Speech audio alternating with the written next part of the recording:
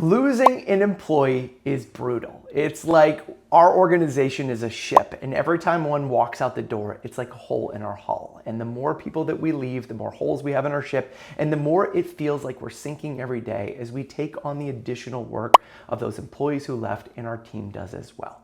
So if we want to make sure that we're keeping our best people, then there's certain things that we need to do. And in this video, we're going to talk about the simple things that you can do as a leader or as an HR leader to be able to decrease retention and increase motivation in your organization. In this video, we're going to talk about why retention is so critically important for the success of our business, how to be able to understand the real reason why people may be leaving, and where to focus our time and energy to make the biggest difference.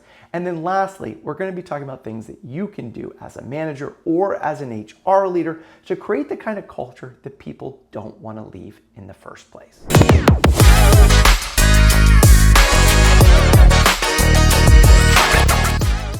Hi, I'm Chris Littlefield. I'm the founder of a company called Beyond Thank You. I'm a regular contributor to Harvard Business Review and Forbes, and in their new book, HBR's Guide to Retaining Your Best People. And I spent 20 plus years helping leaders at top companies around the world have the conversations that matter most and help them build the kind of cultures that people don't want to leave in the first place. According to Gallup, 51% of employees are actively searching for other jobs right now. But the good news is that 42% of that turnover is preventable if we are doing the right things at the right time.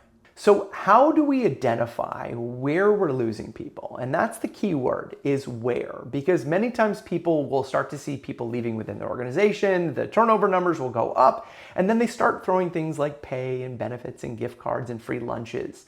And although that may be great and people will appreciate it, many times it doesn't have the intended impact, and it's just a cost for the organization. One organization that I worked with in the Middle East thought that, hey, we need to increase the lunch benefit because people really want more money towards lunch, which is a common thing that they do in the Middle East. Well, they do that, and it's like $3 more for each employee. It's like a $200,000 a year increase. And then when they asked employees, how did you feel about the lunch improvement? Nobody even knew it happened, and they didn't even notice it. So that retention strategy or action didn't have the intended impact, and it was just a huge cost to the organization. So the first thing that we need to do is we need to identify where people are leaving from. Is it a certain division, a certain department, a certain team, or a certain leader? And by the way, if you're the leader of the team that has a high level of turnover, then we need to look at our role on that team and what's been going on that may be having people walk out the door.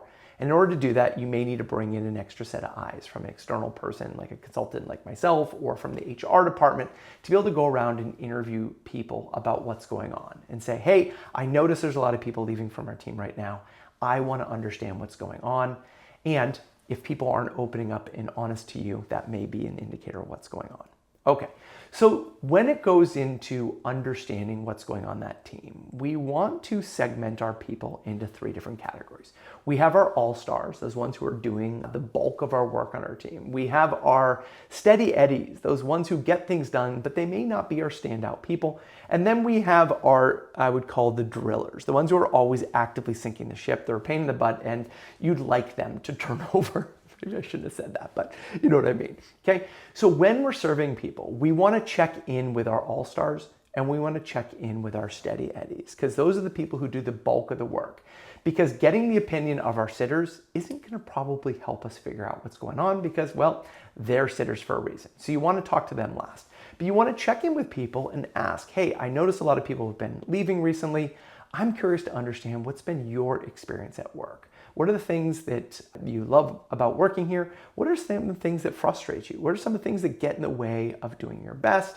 And through people's answer to those questions, you're going to start to get a picture and a narrative of why people are leaving. If you're an HR director and you're interviewing people and you're asking, hey, what's it like to work with your manager? And people are like, it's good. Ask, well, if this is an off-the-record conversation, which it is, can you tell me some of the things that your leader may do that may frustrate you?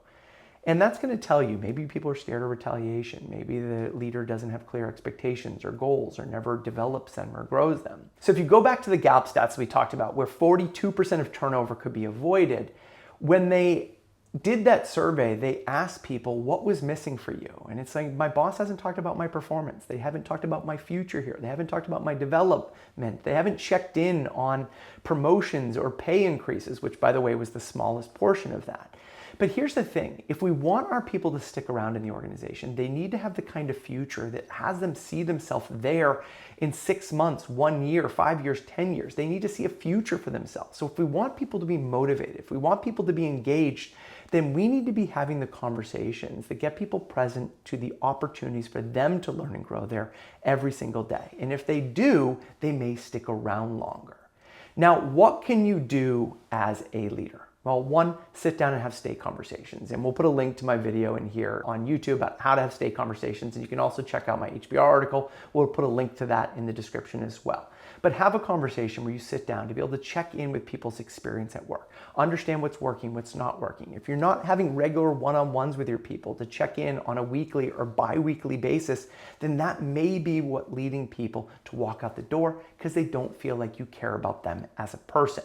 Now, what can you do as HR? Well, one, support the leaders to get the data they need to have informed decisions about why people are leaving, and then give them the resources that can support them to be able to do that. It may be this video or some of the other videos on the channel. Now, what can we do on a larger scale to build the kind of culture that people don't want to leave in the first place? Well, one of my favorite things to be able to do is bring together some of your key leaders from the organization, the ones who are renowned for being great leaders, who have the kind of teams that people don't want to leave.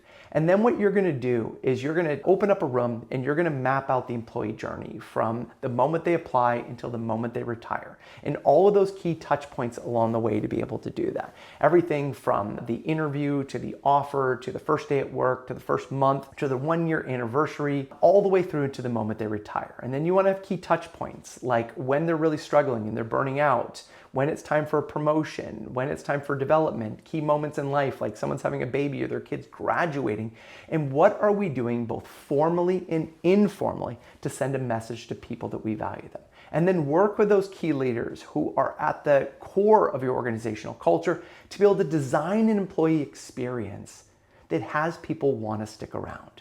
And then if you're a senior leader in the organization, every single time that you bring your manager together, have a conversation about the people on their team and who are the people you see are really growing? Who are the people who are some of our future leaders? And what are you doing to help them grow? Because what we make time for as a senior leader sends a message to our people about what we value. So if you want to increase retention or you want to decrease turnover, if you want to increase engagement and motivation, then you need to actively do things to identify where the real problems are in your organization so that you're solving the right ones. And then as a leader, have those key conversations to talk about people's career and future. And then they may want to have that career or future with you. I'm Chris Littlefield from Beyond Thank You. I hope you found this video helpful. If you did, please hit that like and subscribe and check out some of the free resources on my website at beyondthankyou.com. And if you're looking for support in nurturing the kind of culture where people don't want to leave, then reach out to me at beyondthankyou.com. Take care.